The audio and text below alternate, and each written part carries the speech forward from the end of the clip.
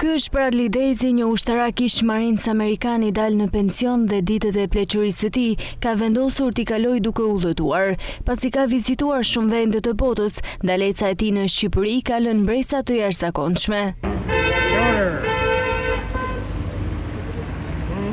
Ndihem sikur kjo është shtëpia ime, këta njerëz janë shokët e mi, çdo gjë është afër, mund të dal nga apartamenti im dhe gjej gjithçka, e adhuroj këtë gjë. Kam jetuar në 8 shtete të ndryshme në 3 vitet e fundit, ndërsa mendoj që Shkodra është vendi më i mirë për të jetuar. Ndihem sikur kjo është shtëpia ime, këta njerëz janë shokët e mi, çdo gjë është afër, mund të dal nga apartamenti im dhe gjej gjithçka, e adhuroj këtë gjë. Kur e pyetsim se si janë njerëzit në Shqipëri, Bradley thotë se janë persona shumë të mirë, si një familje për të, madje ndan me ne një histori domethënëse. Janë miqtë më të mirë që kam pasur ndonjëherë. Kam një histori të pabesueshme për ta treguar këtu. Është një person që të gjithë thrasin papa, ka një market të vogël.